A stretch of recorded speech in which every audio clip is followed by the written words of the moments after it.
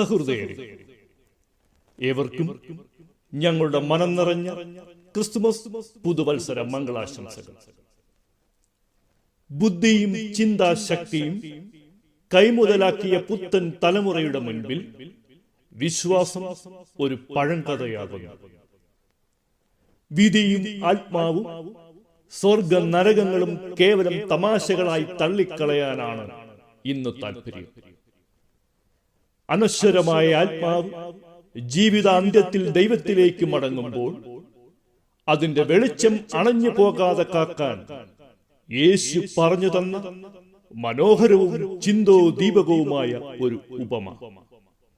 അതെ, മാനവികതയുടെ പുത്തൻ ഉണർവിനായി പുതിയ നിയമഗ്രന്ഥത്തിൽ നിന്നും അടർത്തിയെടുത്ത മനോഹരമായ ഒരു ഉപമ. ഇതാ ഈ വർത്തമാനകാലത്തിൽ പുനരവതരിപ്പിക്കുകയാണ് ഇന്ന് ഇവിടെ ഈ എളിയ കലാസൃഷ്ടിയിലൂടെ. ലിവർപൂൾ, നെതർലാൻഡ് സീറോ മലബാർ സഭ ഇടവകാംഗങ്ങൾ നിങ്ങൾക്കായി സദയം അവതരിപ്പിക്കുന്നു 10 കന്യകമാർ. നമ്മൾ അല്പം താമസിച്ചുവെന്ന് തോന്നുന്നുവല്ലോ. വേഗം വരുവേൻ. മറ്റാരെയും കാണുന്നില്ലല്ലോ. കസേരകളെല്ലാം ശൂന്യമാണല്ലോ. ഇനി നമുക്ക് മുൻപേ അവർ അകത്തു പോയി കാണുമോ? ഇല്ല, ഒരിക്കലുമില്ല. പ്രാർത്ഥനയും പരിത്യാഗവും ഉപവാസവും പ്രായശ്ചിത്തവും മൂലം നാം നേടിയെടുത്തതാണ് ഈ സുദിനം. അതിനാൽ തന്നെ നമുക്കൊരിക്കലും കൈവിട്ടു പോവുകയില്ല ഈ ധന്യമുഹൂർത്തം. എങ്കിലും മറ്റ്5 പേരെ കൂടി കാണുവാനുണ്ടല്ലോ. ഇനി അവ വരാതിരിക്കുമോ? എനിക്കെന്തോ ഭയം തോന്നുന്നു. ഒരിക്കലും ഭയപ്പെടേണ്ടതില്ല പ്രിയരെ. നമുക്ക് തെറ്റ് പറ്റിയിട്ടില്ല. നാം കൃത്യസമയത്ത് തന്നെയാണ് വന്നത്. അങ്ങനെയെങ്കിൽ നമുക്ക് വിളക്കിലെ തിരി താഴ്ത്തി വെച്ച് നമ്മുടെ പ്രിയനെ കാത്തിരിക്കാം. അല്ലെങ്കിൽ അവൻ വരുമ്പോൾ വിളക്കിലെ എണ്ണയെല്ലാം പറ്റി നിരാശരായി നമുക്ക് മടങ്ങേണ്ടി വന്നാലോ? ഉറക്കം വരാതിരിക്കുവാനായി പ്രിയൻ വരും വരെ നമുക്ക് പാട്ടുപാടി സ്തുതിച്ചുകൊണ്ടിരിക്കാം.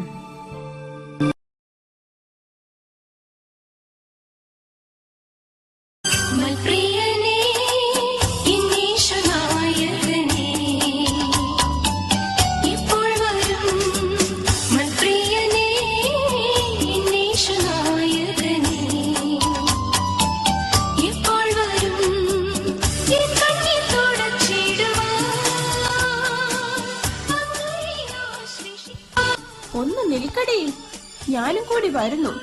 ഓടി ഓടി എന്റെ നാട് ഓടിഞ്ഞു. എത്ര നേരമായി ഞാൻ അലറി വിളിക്കുന്നു. നിന്റെയൊക്കെ ചെവിയിൽ എന്തുവാ? അയ്യോ, ഞങ്ങൾ കേട്ടില്ലടി. അല്ല, നീ എന്താ ഇത്ര താമസിച്ചത്? ഓ, നിങ്ങളെ പോലെയൊക്കെ ആണോ ഞാൻ? ലോങ് ഡേയും കഴിഞ്ഞുള്ള വരവാ. ജിതേഷ് ആണെങ്കിൽ ഫുൾ ടൈം പാട്ടും ഗാനമേളയൊക്കെ ആയിട്ടുള്ള നടപ്പാ. ഞാൻ തന്നെ വേണം വീട്ടിലെ കാര്യങ്ങൾ, പിള്ളേരുടെ കാര്യങ്ങളും ഒക്കെ നോക്കാൻ. നാട്ടുകാരും വീട്ടുകാരും ഒക്കെ നോക്കുമ്പോ എന്താ, അവളങ്ങ് UK-യിലാ, പൗണ്ട് വാരുവാ. നമ്മുടെ കഷ്ടപ്പാട് നമുക്കല്ലേ അറിയൂ. അല്ലേ, ഈ ആണുങ്ങൾ ഇങ്ങനെ തുടങ്ങിയാൽ നമ്മൾ പെണ്ണുങ്ങൾ എന്ത് ചെയ്യും? അല്ല, ഇതെന്ത് കൂത്താ ഇത്? ഇവിടെ എന്തേന്ന് ഗാനമേളയുണ്ടോ? അറിഞ്ഞിരുന്നെങ്കിൽ ഞാനൊരു കരോക്കെ ഒക്കെ ആയിട്ട് വന്നേനെ. ഷോ, അറിഞ്ഞില്ലല്ലോ. അവർ വലിയ ഭക്തകളാണെന്ന് തോന്നുന്നു. കണ്ടില്ലേ, വെള്ള സാരിയും വെള്ള ബ്ലൗസും ഒക്കെ അണിഞ്ഞ് വന്നിരിക്കുന്നത്.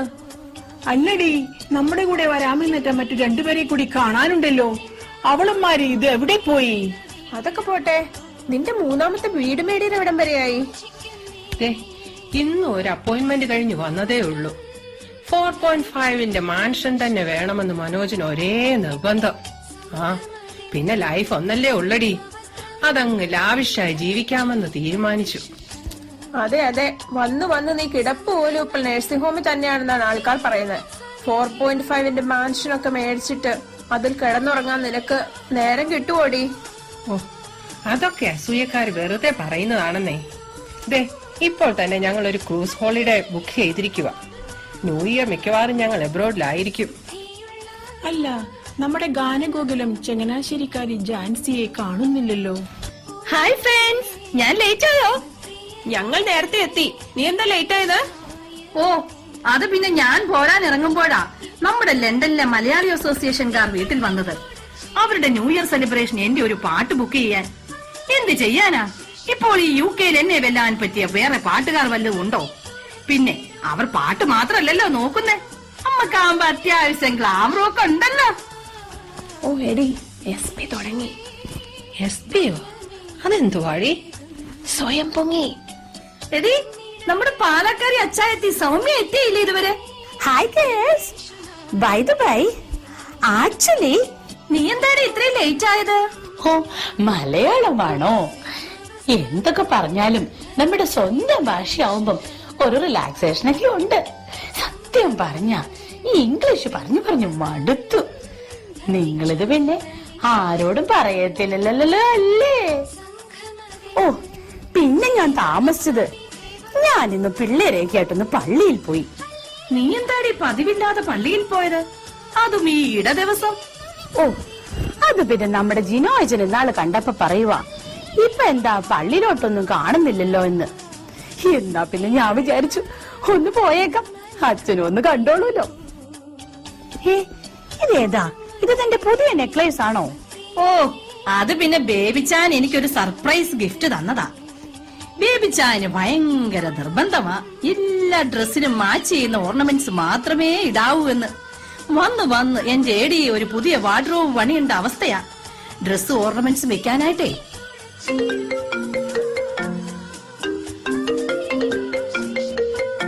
ഓ, അനിലാ വിളിക്കുന്നേ. ആ അനി, പറ. എടി, ബ്രിട്ടീഷ് മലയാളിയുടെ ചാരിറ്റി റിക്വസ്റ്റ് ഉണ്ട്. എത്ര പൗണ്ട് ഇടണം? ഓ, അതോ, ഒരു 1000 പൗണ്ട് അങ്ങ് സെൻഡ് ചെയ്തേരെ, ആസ് യൂഷ്വൽ. അതെ, ബ്രിട്ടീഷ് മലയാളി ചാരിറ്റിയിലേക്കാ. എത്ര പൗണ്ടാ കൊടുക്കേണ്ടതെന്ന്? 1000 പൗണ്ടോ? എത്ര തള്ളാടി തള്ളുന്നേ? 1000 പൗണ്ടോ? നിന്റെ തലക്കെന്താ ഓണമുണ്ടോ? ഓ, എന്റെ പൊന്നു മനുഷ്യ, ഒന്ന് പതുക്കെ പറ. ഞാൻ ഇവിടുമാരെ കേൾപ്പിക്കാൻ വേണ്ടി ചുമ്മാ പറഞ്ഞതല്ലേ. 10 പൗണ്ട് അറിയാതെ പോലും പൂജ്യം കൂടി പോയക്കരുത് കേട്ടോ. ഓ, ശരി ശരി. Okay darling, by. അനിലിന് പണ്ടേ ചാരിറ്റി ഒരു വീക്ക്നെസ്സാ. അല്ലെങ്കിൽ തന്നെ നമ്മുടെ ജിനോച്ചൻ കഴിഞ്ഞ ആഴ്ചനും കൂടെ പള്ളിയിൽ പറഞ്ഞതാ, ഈ രാജ്യം പ്രകൃതി ദുരന്തങ്ങൾ ഒന്നുമില്ലാതെ നിലനിൽക്കുന്നത് ഈ രാജ്യത്തുള്ളവർ ഒരുപാട് നല്ല ചാരിറ്റി പ്രവർത്തനങ്ങളൊക്കെ ചെയ്യുന്നത് കൊണ്ടാണെന്ന്. അതൊക്കെ ഞങ്ങളെ പോലുള്ള ഒരു ഉദ്ദേശിച്ചാ പറഞ്ഞത്. നിങ്ങളും ഇടയ്ക്കൊക്കെ വലിയ ചാരിറ്റി ഒക്കെ ചെയ്യണം കേട്ടോ. പ്രിയകന്യകമാരെ, ഇതാ നിങ്ങളുടെ മണവാളം കഴിയുന്നുണ്ടെന്നോ, അവനെ എതിരേൽക്കുവിൻ. യജമാനൻ വന്നു എന്ന് തോന്നുന്നു. എഴുന്നേറ്റ് നിന്ന് പ്രാർത്ഥിച്ചുകൊണ്ട് അവനെ നമുക്ക് എതിരേൽക്കാം.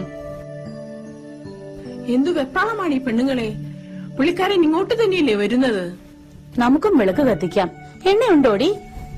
ഞാൻ കൊണ്ടുവരാൻ മറന്നു, നിന്റെ കയ്യിലുണ്ടോടി? അയ്യോ, ഞാനതങ്ങ് മറന്നു. ഇനിയിപ്പോ എന്ത് ചെയ്യും? നമുക്ക് അവരോട് അല്പം ചോദിക്കാം. കുറച്ച് എണ്ണ ഞങ്ങൾക്ക് കൂടി തരുമോ? ഞങ്ങൾ എടുക്കുവാൻ മറന്നു. കിട്ടിയില്ലെങ്കിൽ ഞങ്ങളുടെ വിളക്കുകൾ ഇപ്പോൾ അണഞ്ഞു പോകും. അത് പിന്നെ ഞങ്ങൾ തിരികെ തന്നുകൊള്ളാം. മറന്നു പോയതുകൊണ്ടല്ലേ ചോദിക്കുന്നത്. അരുതേ പ്രിയ കന്യകമാരെ, ഞങ്ങളോട് തെല്ലും കോപിക്കരുതേ. ഇതിൽ നിന്ന് കുറച്ച് എണ്ണ നിങ്ങൾക്ക് കൂടി പകർന്നു നൽകിയാൽ അത് ഞങ്ങൾക്കും നിങ്ങൾക്കും തികയാതെ വരും.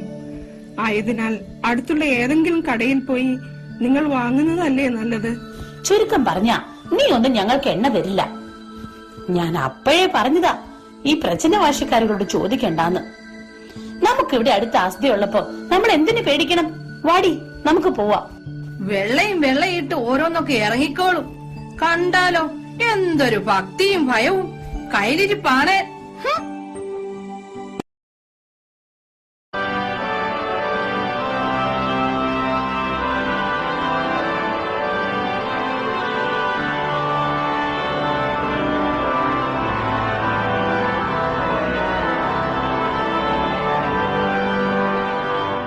ഇതാ യജമാനൻ അകത്ത് പ്രവേശിച്ചു കഴിഞ്ഞു.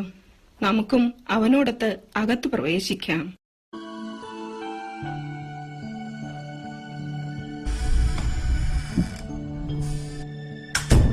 അവളുമാരെ എന്തിയേ ഇവിടെയൊന്നും കാണുന്നില്ലല്ലോ. കുറച്ചെണ്ണ തലയിൽ കൂടി ഒഴിച്ചു കൊടുക്കാമായിരുന്നു. അല്ല പിന്നെ അവളുമാരകത്തു കയറി കഥ കടച്ചു എന്ന് തോന്നുന്നു.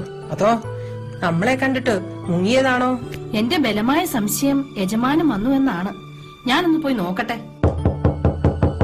ഹലോ ഹലോ, ഞങ്ങൾ വന്നു, കതക് തുറക്ക്. ഞങ്ങൾ ഈ വാതക തന്നെ ഉണ്ട്. ആരാണ് നിങ്ങൾ?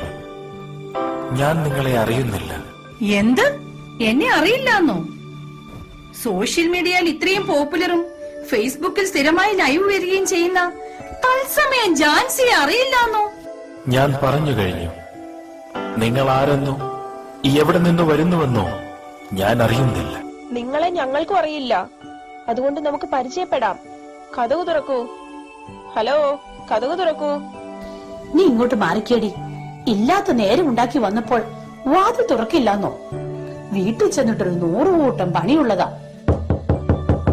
Hello, are you going to open the door or not? ഞാൻ ആവർത്തിച്ചു കഴിഞ്ഞു. നിങ്ങളെ ഞാൻ അറിയില്ല. എനിക്ക് നിങ്ങളെ അറിയില്ല. അയ്യോ, എന്നെ അറിയില്ലെന്നോ? ഈ ലിവർപൂളിലെ ഏറ്റവും വലിയ സംഘടനയായ ലിമയിൽ സജീവമായി പ്രവർത്തിക്കുകയും വേദികൾ കീഴടക്കുകയും ചെയ്യുന്ന സൗമ്യ എന്നെ അറിയില്ലെന്നോ? സത്യമായി ഞാൻ നിങ്ങളോട് പറയുന്നു, ഞാൻ നിങ്ങളെ അറിയുകയില്ല. കടന്നു പോകൂ ഇവിടെ നിന്നും. നീ എന്താടി പേടിച്ചു പോയോ? ഓ പിന്നെ, ഇതിനേക്കാൾ വലിയ അലറൽ സ്ഥിരമായി വീട്ടിൽ കേൾക്കുന്നതാ. എന്നിട്ട് പേടിച്ചിട്ടില്ല. പിന്നെയാ ഇത്. ഓ, ഇനി നമ്മൾ എന്തിനാണ് നിൽക്കുന്നത്? വീട്ടിൽ ചെന്നാൽ ഒന്ന് കിടന്നുറങ്ങുമെങ്കിലും ചെയ്യാം. നിൽക്കൂ. നിങ്ങളുടെ കുത്തൊഴിഞ്ഞ ജീവിത സാഹചര്യങ്ങളിൽ നിന്നും ഓടിയകലുക. ജാഗരൂകരായിരിക്കും. എന്തെന്നാൽ ആ ദിവസമോ മണിക്കൂറോ നിങ്ങൾ അറിയുന്നില്ല. എന്താണ് ആ ശബ്ദം? ദൈവം നമ്മളോട് സംസാരിക്കുന്നത് പോലെ തോന്നുന്നു. അയ്യോ, എനിക്ക് ആകെ പേടിയാവുന്നു. വരൂ, നമുക്ക് അല്പനേരം പ്രാർത്ഥനയിലായിരിക്കാം. ദൈവമേ, ഞങ്ങളോട് കരുണയായിരിക്കണമേ. എന്റെ ദൈവമേ, ഞങ്ങളുടെ തെറ്റുകൾ പുറത്ത് അങ്ങയുടെ രാജ്യത്തിൽ ഞങ്ങളെയും അവകാശികളാക്കണമേ. ദൈവമേ, അകന്തയും സ്വാർത്ഥതയും അമിതമായ ദ്രവ്യാഗ്രഹവും ഞങ്ങളിൽ നിന്നും ദൂരെ അകറ്റണമേ. ദൈവമേ, ദൂർത്തും ആർഭാടവും ജഡികമോഹങ്ങളും ഞങ്ങളിൽ നിന്നും ഇല്ലാതെയാക്കണമേ. അങ്ങനെ നിന്റെ രാജ്യത്തിൽ ഞങ്ങളെയും അവകാശികളാക്കണമേ. ലോകത്തിന്റെ മായാവലയത്തിൽ അകപ്പെട്ട് ഭൗതിക സുഖങ്ങൾ തേടി അലയുമ്പോൾ അനുതപിച്ച് ദൈവത്തിൽ അഭയം പ്രാപിക്കുവാനുള്ള ഓരോ വിളിയും നമുക്ക് കാതോർക്കാം. കാരുണ്യവാനായ ദൈവം നമ്മെ ഓരോരുത്തരെയും സമൃദ്ധമായി അനുഗ്രഹിക്കട്ടെ. ഈ ലോകത്തിൽ ധന്യമാകും നിന്റെ ജീവിതം, ദൈവം നൽകും ദിവ്യ സ്നേഹം എത്ര സുന്ദരം.